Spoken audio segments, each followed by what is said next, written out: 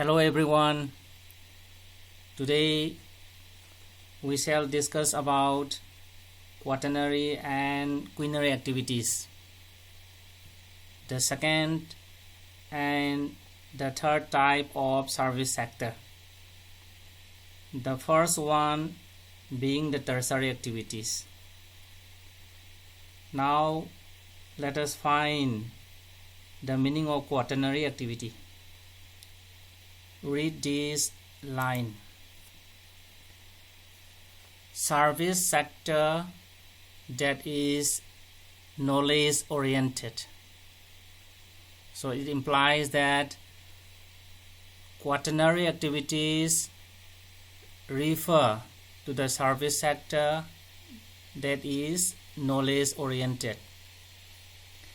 In other words, we can define quaternary activity as an advanced form of services involving specialized knowledge, technical skills, and administrative competence. So examples of quaternary activities are university teaching. Then we have software developing with high level of innovation. Economists who constituted the advisory body to the finance minister for preparation of budget. So these are few examples of quaternary activities. Here the main difference between tertiary activities and quaternary activities is that in the tertiary activities, manpower is an important component, whereas in quaternary activities involve the collection, production, and dissemination of information, that is the spread of information. So we have learned that in case of tertiary activities, say for example, trade and commerce, transport. So these activities require manpower. And not only this, some of the low-order services like the services provided by a gardener, by a launderer, then by a housekeeper require manpower. Now let us find out some important characteristics of quaternary activities. So the first important characteristic is here. Quaternary activities involve the collection, production, and dissemination information, or even production information. So it also tells the meaning as well as this an important feature of quaternary activities. So another important feature is given here. Quaternary activities center around research, development, and may be seen as an advanced form of services involving specialized knowledge and technical skills. So this is the second important feature. It involves quaternary activities involve specialized knowledge and technical skills, unlike tertiary activities. And the third important feature we can find here, quaternary activities can also be outsourced. Meaning of outsource we shall discuss later on. So here let us concentrate on the feature. Quaternary activities can also be outsourced. And another important feature is here, they are not tied to resources affected by environment or necessarily localized by market. So it means that quaternary activities are not related to resources. Quaternary activities are not affected by the environment, or tertiary activities are not necessarily localized by market.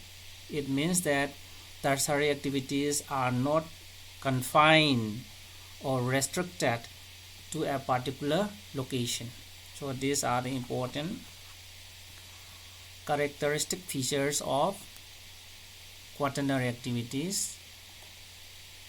Now in this box you will find importance or significance of quaternary sector in the present day world. So let us read the first important sentence. So it tells the importance or significance of quaternary sector in the present world. Let us read. The quaternary sector, along with tertiary sector, has replaced most of the primary and secondary employment as the basis for economic growth. So this is the present trend. Then in most of the developed as well as developing countries of the world, quaternary sector along with tertiary sector has replaced most of the primary and the secondary sector as the basis of economic growth. So it tells the importance of quaternary sector in the present day world. Then another important sentence telling the importance of quaternary sector is given here. Over half of all workers in developed economies are in the knowledge sector, and there has been a very high growth in demand for and consumption of information-based services, from mutual fund managers to tax consultants, software developers, and statisticians.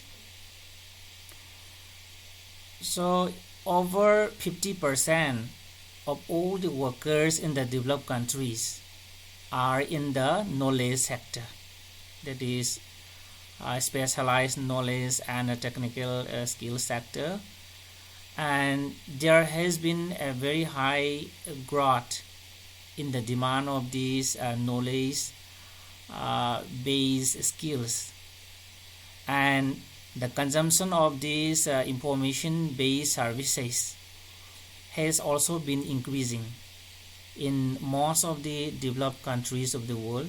Not only in the developed countries but also in the developing countries, the demand for knowledge based services has been increasing, and the consumption also has been increasing in these countries.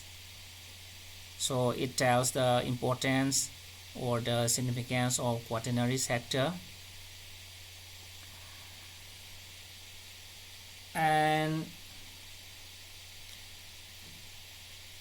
another point you can add is this one.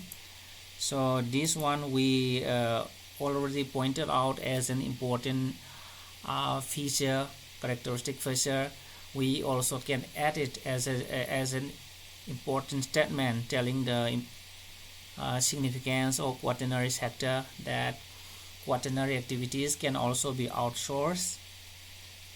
Okay, and these are not related to the resources, not affected by environment, and are not necessarily localized by market. This point also can be added as a part of the this significance of the quaternary sector.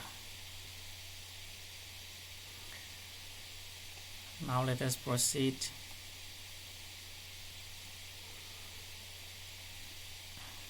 Here in this diagram,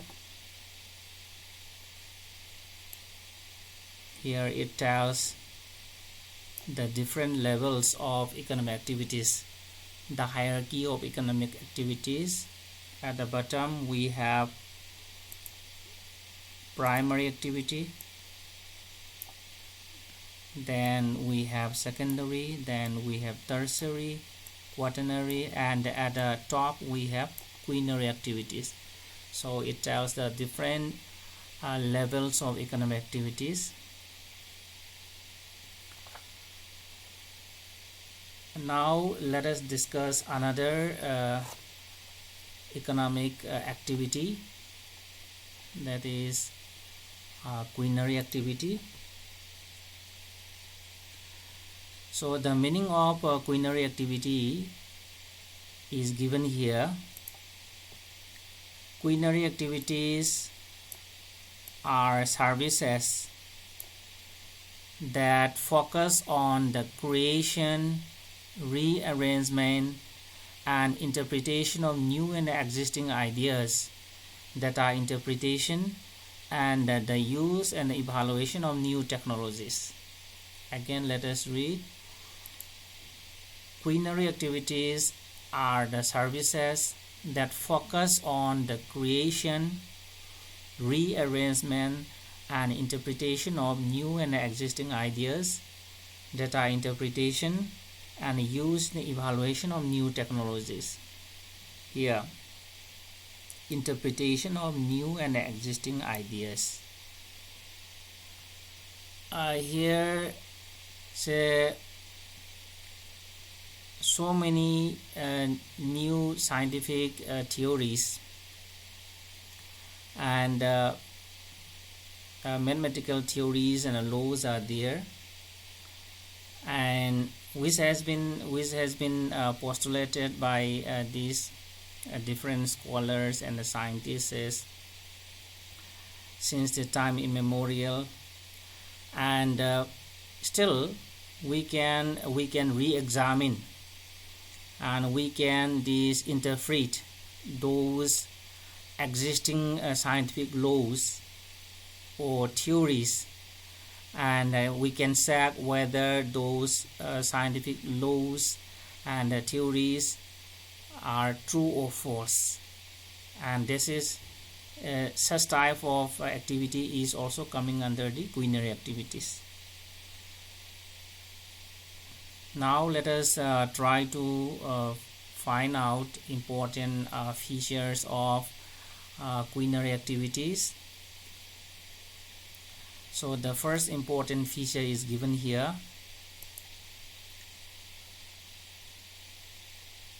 Quinary activities are referred to as gold-collar professions. So quinary activities are referred to as gold-collar profession. And another important feature is given here. Quinary activities represent special and highly paid skills of senior business executives, government officials, research scientists, financial and legal consultants. So this line tells the examples of quinary activities as well as this is an important characteristic of this quinary activity. And the third important feature is given here. The highest level of decision makers or policy makers. That means quinary activities perform the highest level of decision makers or policy makers. For example, say we have Comptroller and Auditor General India. Comptroller and Auditor General of India. So this is an example of this quinary activity, the highest level of decision makers or policy makers.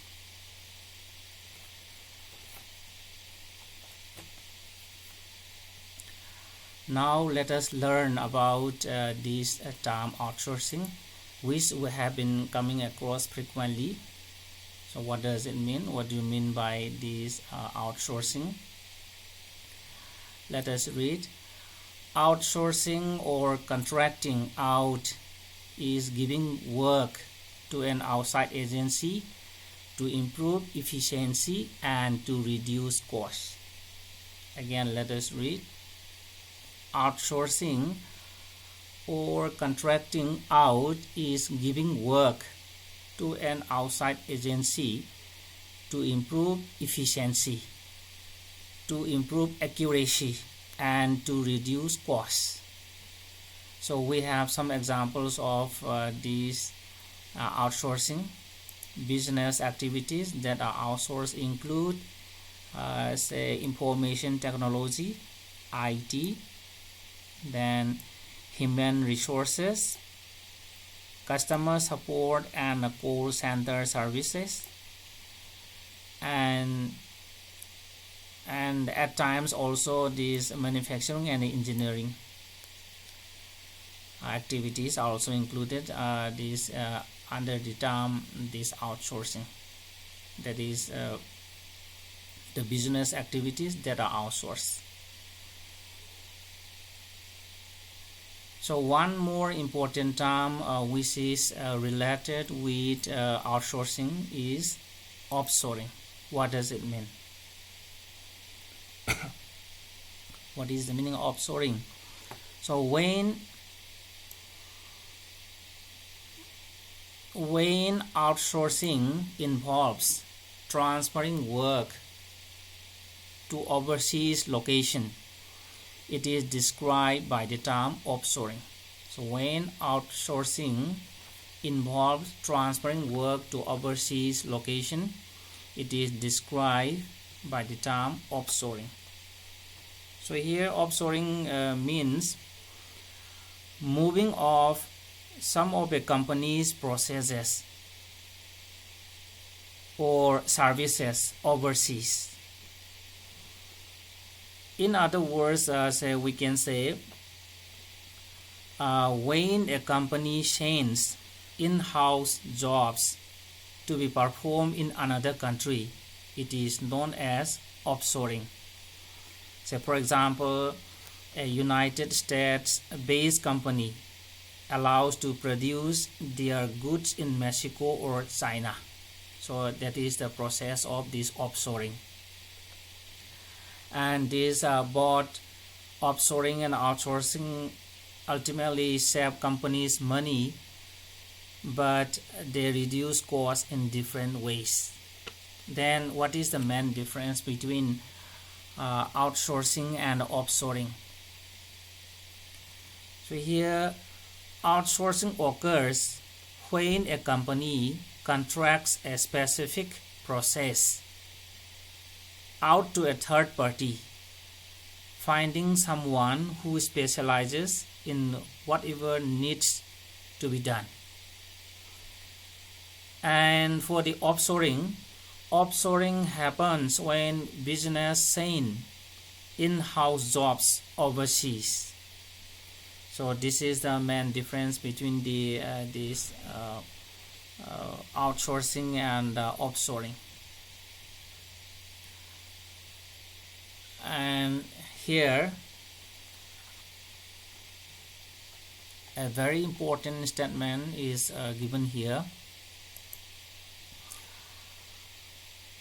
And outsourcing has resulted in the opening up of a large number of, we can say modify like this, a large number of job opportunities in different countries of the world. And that means this very big paragraph tells the importance of outsourcing in the present day world. And I have reproduced this very big paragraph in this way. So here is the statement. Outsourcing has resulted in opening up a large number of job opportunities in several countries. Now let us find the statement in support. Let us find out the examples in support of the statement. So the first point is given here. Outsourcing has resulted in the opening up of a large number of call centers in India, China, Eastern Europe, Israel, Philippines, and Costa Rica, and has created new jobs in these countries. So it means that because of outsourcing, new jobs are created in different parts of the world.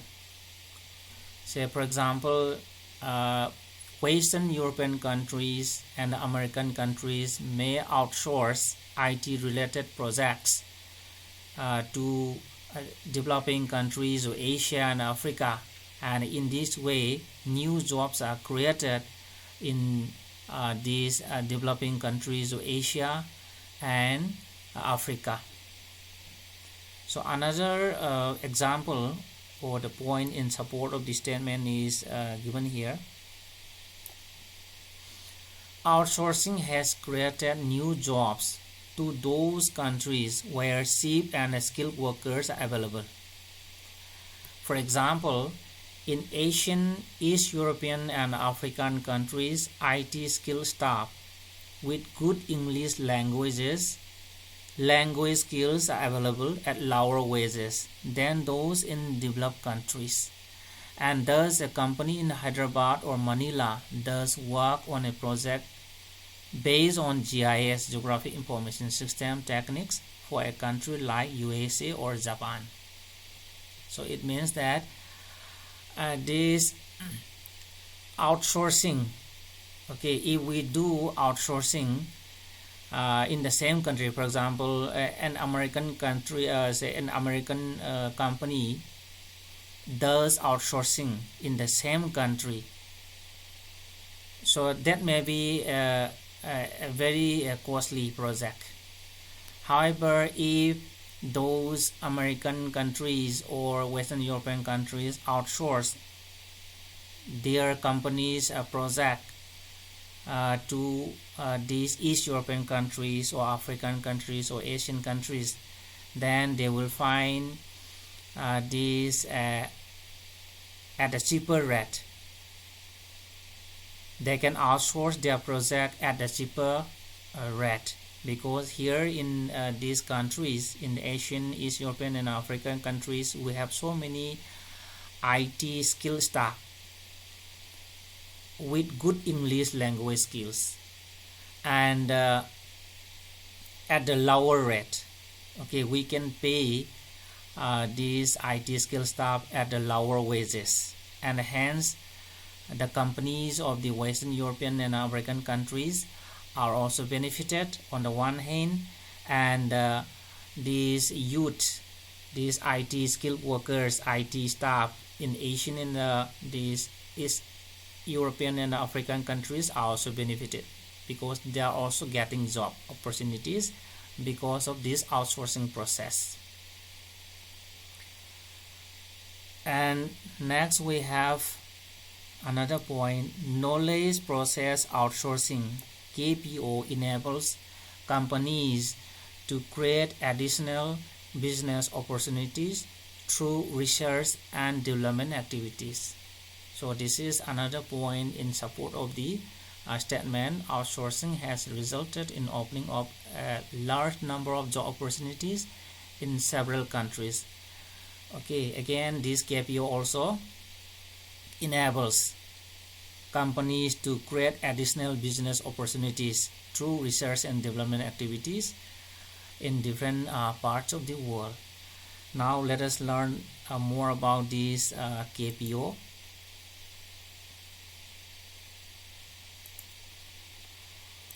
See here, generally we have two types of outsourcing mentioned here. The first one is the knowledge process outsourcing, and the second one is business process outsourcing. So what does it mean? What is knowledge process outsourcing?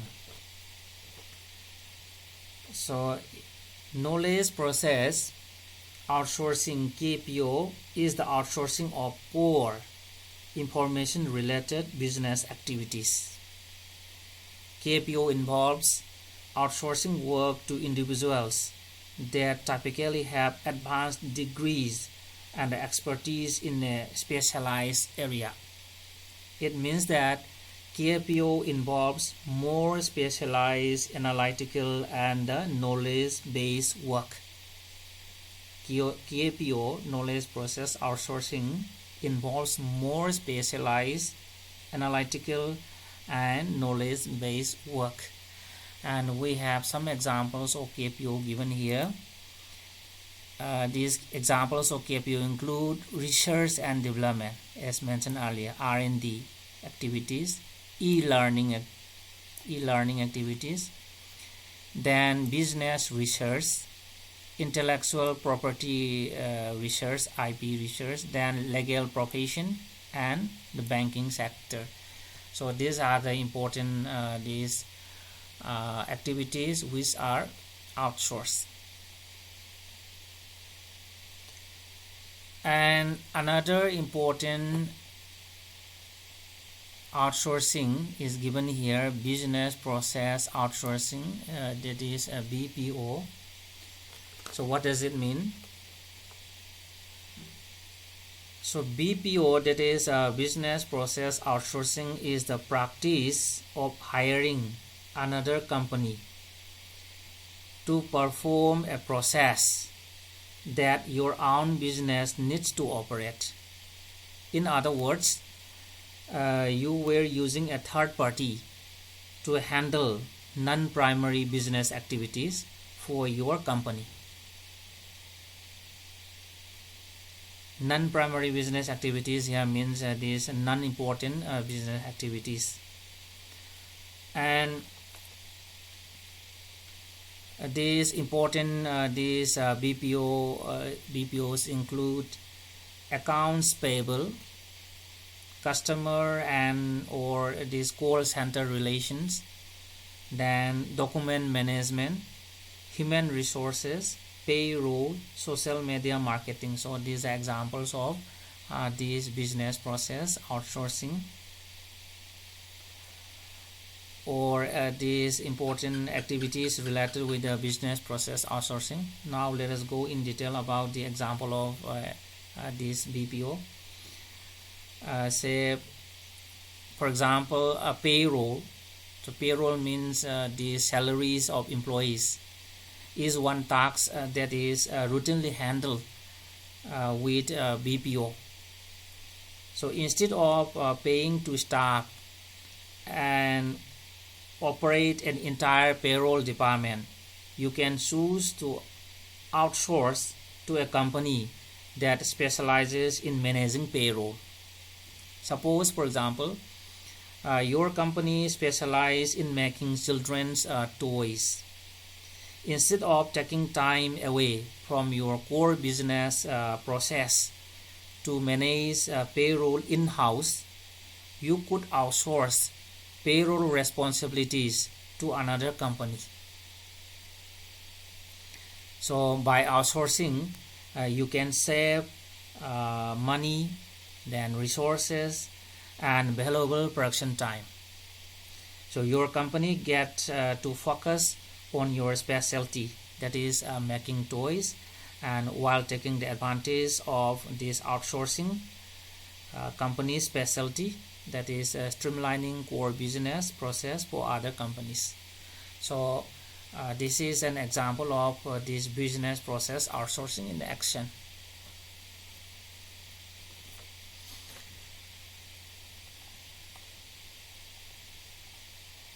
Next, we have another important topic, digital divide. What does it mean? So we have, let us read this sentence to get the meaning of this digital divide. While developed countries in general have surged forward, the developing countries have lagged behind, and this is known as digital divide. Again, let us combine this sentence with this sentence. While developed countries in general have surged forward in the field of Information and Communication Technology, ICT. The developing countries have lagged behind in this field, that is in the field of ICT, and this gap, this difference between the developed countries and developing and underdeveloped countries in the field of ICT is known as digital divide.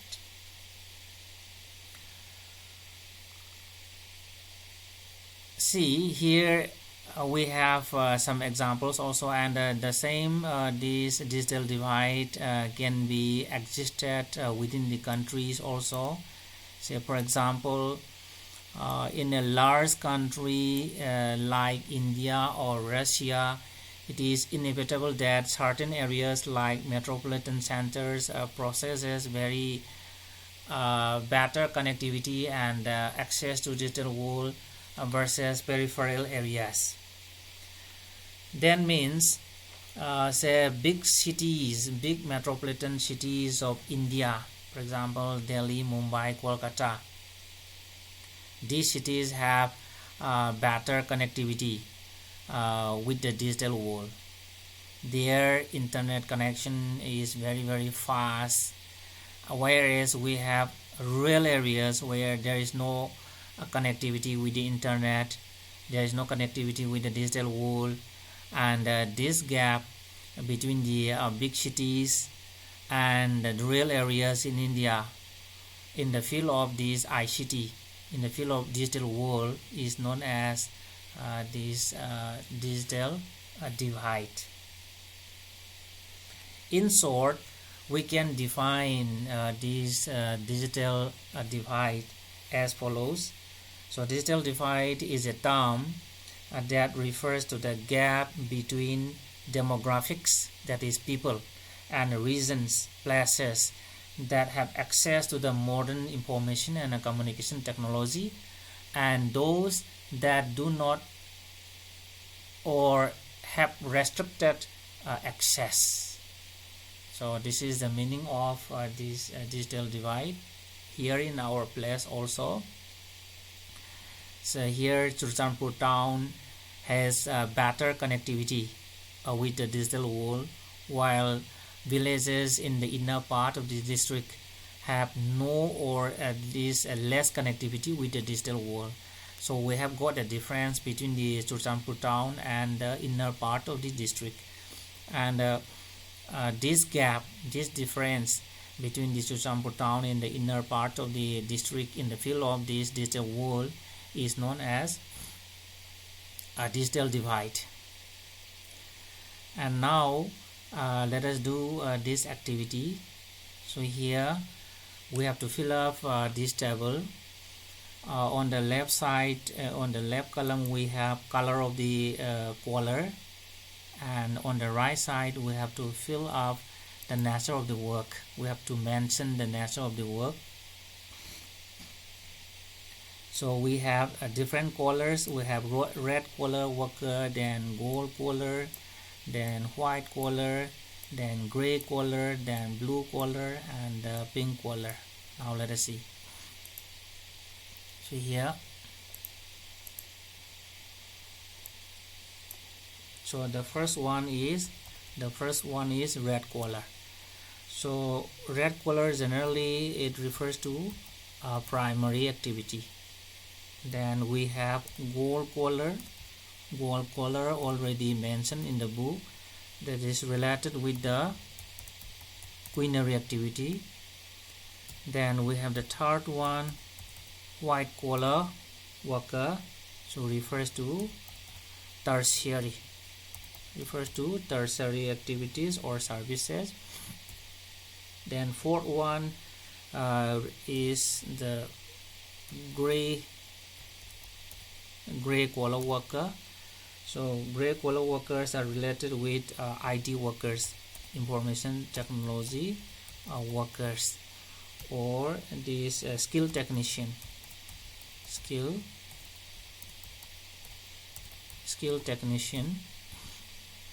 Then blue collar worker. So blue collar workers are related with manual labor, manual labor in the manufacturing industries, not this in the not in the field, not in the agricultural field, as in the case of this primary activity. So blue collar worker related with the manual labor, and manual labor in manufacturing industries and earn hourly wages. Then the last one is pink collar. So pink collar workers are related with these clerical workers. So these are the different collar workers and related jobs or work. So this much for today. Thank you very much for joining my class.